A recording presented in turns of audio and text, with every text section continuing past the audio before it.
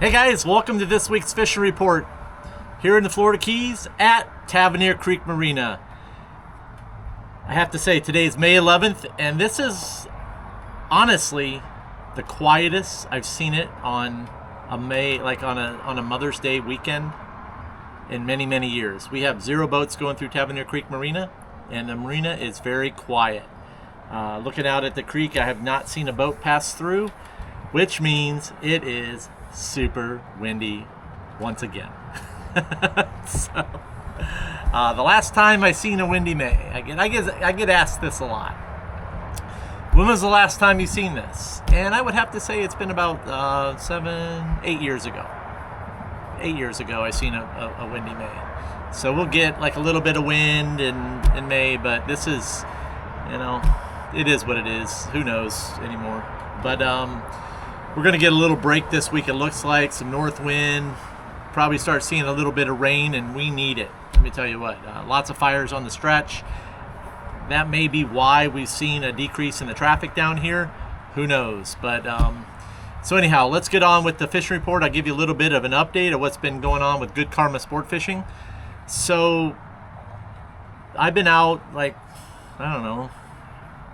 lot over the past 2 weeks. So I've been fishing in the rough, and I have to say it's been quite interesting. It's been, some days we're fishing in 6s, some days with occasional 7s, targeting black groupers.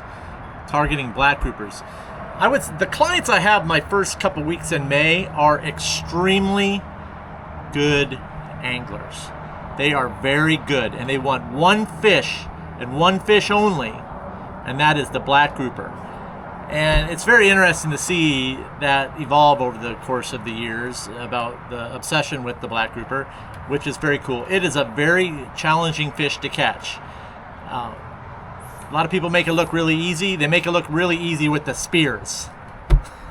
So they make it look really easy with the spears. Another story for another time, which we're going to see some changes in that fishery, that spearfishing industry here pretty soon. And we're seeing a lot now with NOAA, and they're looking at it. So it's going to be interesting to see how that all plays out. So all that stuff's being looked at in the Gov right now, and hey, it is what it is. So it's changing with the dolphin fishery, which leads me in, before I get into black grouper dolphin fishing, it's luck right now. It's one day you can get out there and you'll find a bunch of them. The next day there's nothing there. What I'm seeing off North Carolina now, there's a lot of fish being caught, and that usually is a good idea of the migrations when you watch and see what the guys up in North Carolina and North Florida are doing. And they're catching a few super windy days, which is usual. One guy will catch a bunch, next guy won't. Dolphin fishing's dolphin fishing. There's no, just go out there and if you hit them, you hit them.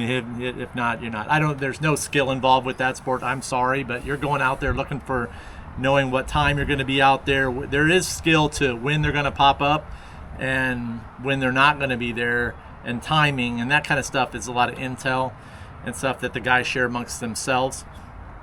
Years ago, I'm going to be one of those guys to talk about what it was like back in the day, that we used to we'd find a school of 15-pounders, we would leave them and go find bigger fish. And then all of a sudden we started seeing Instagram come around. We've seen charters, recreational, and then a whole back ends full of schoolies with girls in bikinis laying in the stacks of the fish. Maybe we're getting what we deserve with this, and maybe it's just that, I hate to be that guy, but man, you got to give the fish some respect, and that type of shit ends up coming back to haunt you. So it's haunting a few of us now. So I hope it gets better. I think it will, but the fishery used to be 10 times better than it is, and I keep waking up every day praying that we're going to see the fishery that we did back over, it's been 7 years now. So some years are great and some years it's not, and there's lots of people blaming everything. You get guys blaming the Saharan dust for the dolphin migration. Oh, it's not going to be a good day of fishing because it's Saharan dust. The dolphin don't like the dust. Oh, I've heard that one a few times. Also, too, I hear, we hear stuff about long lines and stuff, and I have seen the correlations to that. I've seen years where they've shut down the long lining, and then all of a sudden we have some really good fishing. And then I've also seen years where we've had a lot of hurricanes put a lot of stuff out of commission, and we've seen some good fishing along the way. But other people have suffered, and it's just, something I don't really like to talk about too much because, we've been there as well in that situation. So dolphin fishing is dolphin fishing. I don't really like to talk about it much anymore, but it's that time of year and everybody wants to know about it. I really don't have that type of client that likes to go dolphin fishing. So I really just focus on the guys, what they want to go catch and hunt big bottom fish and bottom fish. They want the yield of of that meat, and they want to enjoy the catch. They want to enjoy that dinner plate. So that's what they like to do, so I do it. So believe me, I do like the dolphin fish. So don't think that I don't. Don't think that I don't. I really do like it. I do enjoy the hunt, and I like to go out, and I like to go out and hunt the biggest fish I can. But when you're driving and you're heading out there and you're all the way out to 850, and all you can find are small schoolies, and you're literally trying to size your tackle down to make it fun for folks, but then they're like, well, we want to move on, or they start complaining that the fish are too small, and why can't we catch what that one guy caught last week that found a pallet down in Marathon catch? So they see all that stuff, and that's great. I'm just like, go find a guy that can find a pallet every day. So miraculously, there's a few of those guys that can find pallets every day for some reason. Makes you wonder. So makes you wonder. But don't ever get that desperate where you have to do that kind of stuff, if you know what I mean. Okay, so what else we got going on? Black grouper fishing. It's been very good, I guess you can say.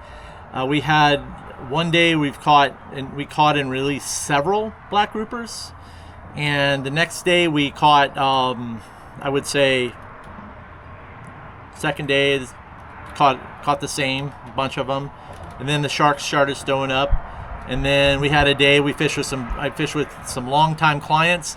We had a lemon shark migration move in, and we had bull sharks, and we got sharked every drop. So that does happen, but we adjusted and we caught plenty of nice big yellowtails. So, and then the next day we went out, I looked at some stuff on satfish, and yes, I do use satfish a lot, and I was like, okay, did some correlations, looked in the back, looked where the sharks might be, and then I made some adjustments, and sure enough, then we got some beautiful black groupers with the guys from Dapper Marine, Chris and JJ. These guys work hard down here. They're out of Tavernier Creek Marina. They have one of the busiest detail and marine businesses in the Florida Keys. Okay, and they took the day with me, and we went out, and I taught them how to do the black grouper fishing, and one after another they scored each one. They listened, they did the deal, and they sealed the deal on 2 beautiful black groupers back to back. Now, it was work getting to those. It was not easy.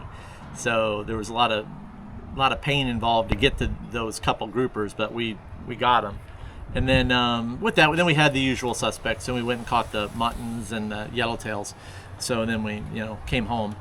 And then the next day, I had Mike and Coco and Kendall. They've been fishing with me for going on 5 years now, very long time. And 5 years, Mike's got his black. This time around, it was work again. I used the satfish again strategically where I was going to be with certain weather conditions and wind, and then I made some adjustments over the course of the day. And as soon as I made those adjustments, I told them to wait. This was when it was going to happen, and sure enough, right on that time that I said it was going to happen, it happened. And Mike, who's a gym rat, ripped a big black up away from a big bull shark, and we put him in the boat. And did his deal. So that was hard. It was a hard day, but that's what they wanted. They wanted a black grouper, and we got it. And we had the yellowtails and stuff as well. And then we called her a day. So I had a day with fishing with Pete. Pete's been fishing with me for many years now, for going over 4 years. Booked a bunch of trips with me while he's down, and got his black. And then the only day that the weather kind of laid down, and then we booked it out and to another spot. And after we got his black and we got his red, and then we caught muttons up to 30 inches and called it a day. So some days you get that weather window, you can go do what you want, and you got to know when that's going to happen. And I got to tell you what, if you're watching AI weather and watching all that stuff, if you're an AI, there's certain weather forecasts that guys are watching that are way off.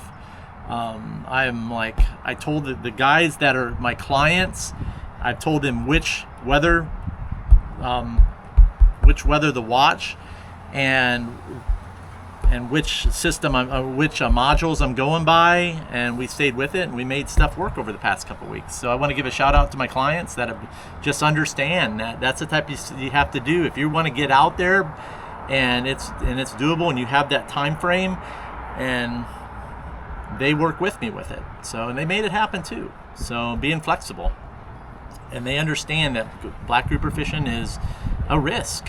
There's sharks. There's a lot more to it than just going out there and putting a Speedo on the bottom.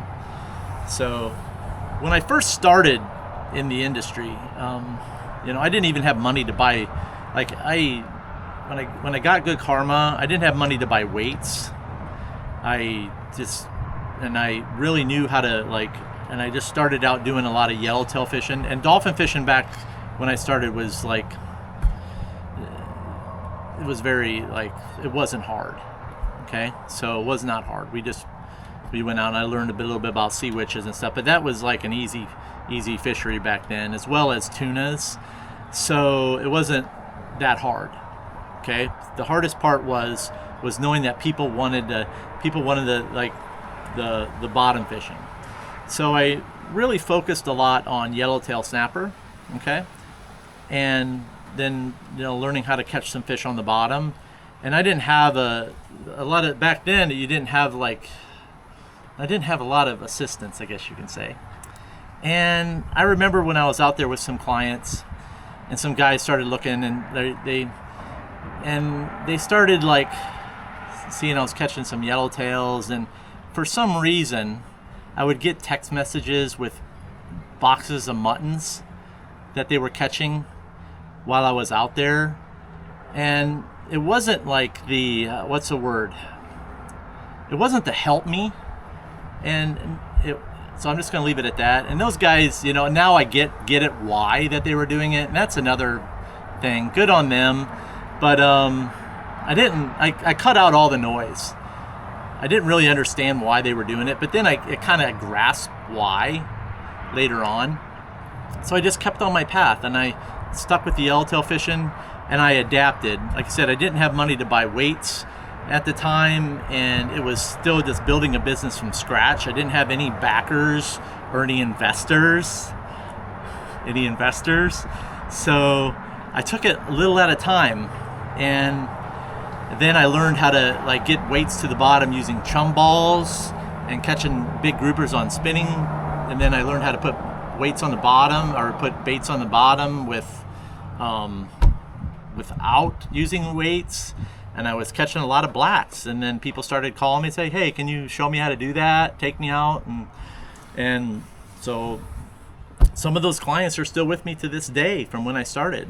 So, and then I started getting more pictures of people that were sending me stuff, and I was like, I'm the wrong guy to be doing that to. So anyway,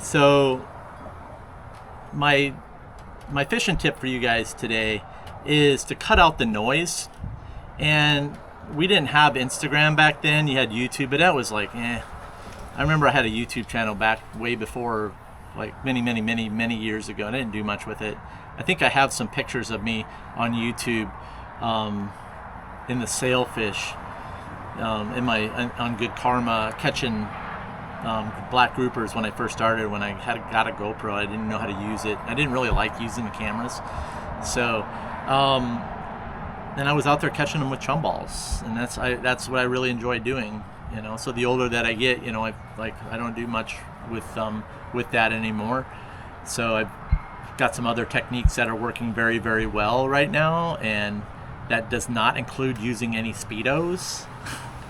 So I'm proud to say that this season we have not caught a black grouper on a Speedo, and I've refused to send down Speedos. Oh no, I did. I caught a bunch of Speedos, and it was funny as I put the Speedo down next to the other bait, and they wouldn't even touch the Speedo.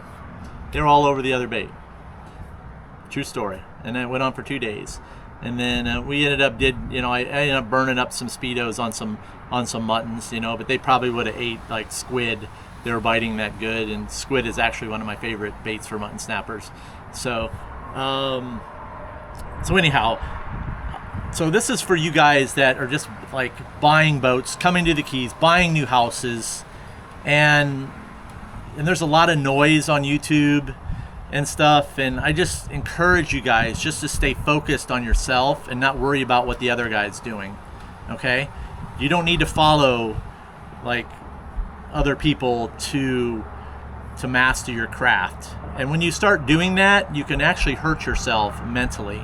So I always stay focused on myself. I don't watch what other people are catching, and it seems like I'll get floods of text messages sometimes because people want me to know.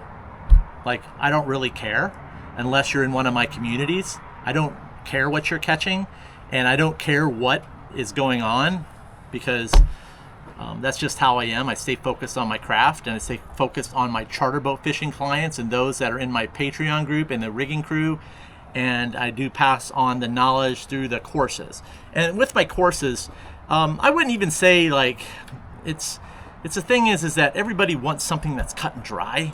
It's not even like that. You have to have so many different things to be successful out there, and I think that's the problem with people, is that with YouTube, they're like, this is what we did today. We went out and caught the goggle eyes. We went out and caught the Speedos. Oh, and then the amount of people that are calling Tavernier Creek Marina looking for Speedos now, because you think that I'm catching fish on Speedos. That's not what I'm catching them on. So if you want to know, you can join my Patreon, because I'm not going to share in here. You can join my Patreon, you can figure it out, and then it'll also be in my courses. Okay, so we got the moon. This is like the moon right now. As far as the fishing goes, it's super windy. The fish are safe the next few days. It's good. Get your stuff together, get out there, make the best of it, fish for yourself. And if you're fishing to beat somebody else or that, you're doing it, you're only hurting yourself and taking that away, and you're losing. It's okay to have a little bit of competitiveness in you as well, but some people have taken it to this whole different level. So a whole different level, and that I don't get. I think that's a problem. So I think people have lost themselves, really. You've lost yourself. If you're one of those guys, it's okay. It's okay. You'll get back there. But you're going to start catching more fish when you're thinking more about just about yourself and how you're going to get from point A to point B. And that's part of the reason why, that is the reason why I created the Patreon group and the rigging crew. Yeah, it's not for everybody. It's not, because there's rules. So it's not a bragging forum, and it's not like that. And I don't like this. There's plenty of other places for that in the world right now. So I want people to get better. I'm working every day getting to be a better human being. Okay, that's my goal in life. So be better in life. So, and then when the catches come, the catches come. It is what it is. I just like to fish. Okay, that's it. And so I kind of went off on a little tangent there. The fishing right now is, you're going to see some of the best fishing that here in a few weeks. Water temperatures are 3 degrees cooler than they've been last year at this time. It's a lot of tunas, the typical things. You guys know what's going on. You don't need to You guys know what's happening. What else we got going on? Oh, be a good week to troll for grouper. Be a good week to troll for grouper. We got a little north wind. That'll be good. So give that a try. And also too, I want to talk. I have one tip for you guys, and pinfish. I get asked a lot about pinfish. How many pinfish have you seen swimming around with no fins and no tails? Okay, think about it. Okay. All right, so we've got the, I'm going to start wrapping it up here. So if you guys want to get involved with Good Karma Sport Fishing, we've got 3 tiers. Okay, we've got the Patreon group, which is a paid membership. That's $50. That's $50 a month. We've got and that's the Angler's Edge. Okay, and then we've got the Good Karma Sport Fishing rigging crew, and then we've got the free tier. We're gonna be incorporating some next level tips in there. So I appreciate you guys signing up for the Patreon. And then if you're really looking to cut the years off, then I have the private coaching. Okay, that's the Good Karma Fishing Club. Okay, and then yeah, if you're interested in doing other stuff with me, you can email me at goodkarmaryan@gmail.com.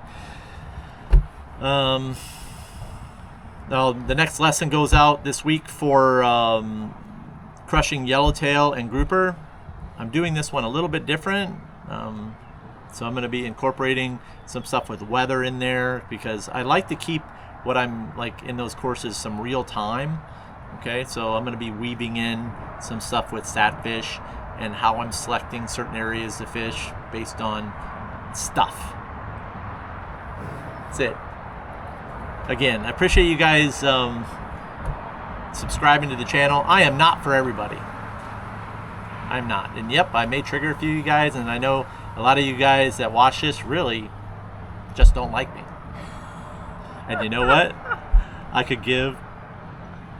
don't really care, because you guys still watch, because you still want to know, which I don't get. You guys would be so much better unsubscribing and going someplace else, but you still want to know. So maybe I can help you along the way. Be a better human being. That's all I got, guys. Thank you for everything, and remember, anytime you're fishing, it's all good.